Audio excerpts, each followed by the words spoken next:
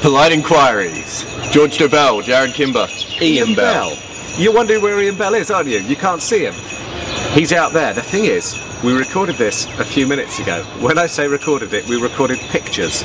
Sadly, the special cameraman we brought in to help make this one really, really good for Christmas, he forgot to turn the microphones on. So we're going to re-record this bit and you can fill in the gaps.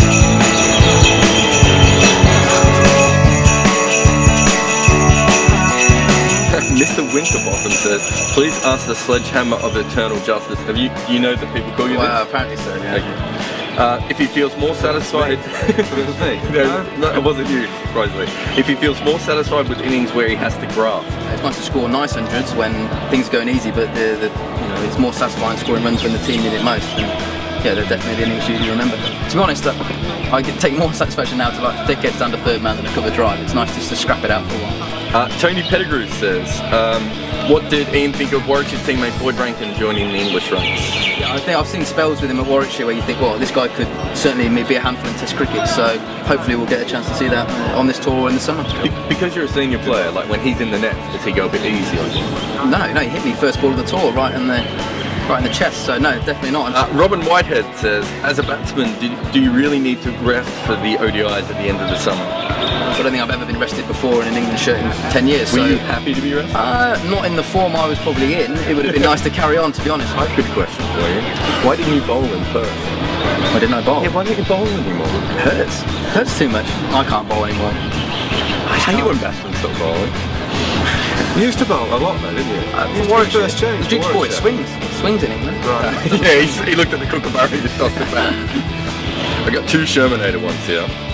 So, does Ian still wish Warren was playing so he could give some back now that Warren looks like a little boy and Ian looks like a grizzly mofo? And the second one is, Ian, do you find Shane Warne's constant reminders that he dubbed you the Sherminator as hilarious as ever? I've heard it so many times now, it doesn't really make too much difference. Did it mean anything the first time? I think when it first comes out, you're a little bit shell-shocked a little bit, but then yeah, I think going forward, I mean, that's what it's about, isn't it? I think that's what, you try and get someone out of their bubble, so I think... Andy and Brum says, is Ian worried that Jared wants him naked, oiled and locked in a birdcage playing cover drive? I think we're all a bit worried. I do feel uncomfortable now, I'm just working my way towards George. Yeah. Does Ian know that George is his biggest stalker and has a life-size cardboard cutout of him? Oh, rubbish. No, I don't know, I'll come more close to you. I've been writing about you for what, 10, 12 years or something? Maybe time. Yeah. I have seen the cutout though, it is creepy. Really? It's not a cutout. Angad Kulkarni says, should the last 10 weeks of English cricket be made into a movie? Probably not. I don't think it'd be a great movie. Is it being that dramatic? A bit miserable. Yeah. Oh yeah, I'm not too sure it should be. King of Wessex says, is this epically farcical tour down to terrible planning or just tired players playing too much cricket? Is it epically farcical? I mean, you made it to Melbourne. You can't hide away and make excuses. I think that we prepared well. We just haven't played to the cricket that we needed to compete on this tour. So, no, I don't think we should hide away from the fact that we just haven't been good enough. Rory Gribble, who I think plays for France. Who would win in a three-way wrestle between George, Ian and Jared? We're not going to wrestle here. We wrestled on the whacker. Okay. And who won? He actually really smacked me. I think I would. Yeah. Dave Clark wants to know if you watched or recorded the Spotty Awards. No, I didn't. How did you go? I didn't even follow this. No, I don't really know. I haven't seen it, to be honest, but I didn't win, I can tell you that. Ben Pullman says, does Bell have any aspirations to captain England if Cook were to step down? I don't think he's trying to get you the knife.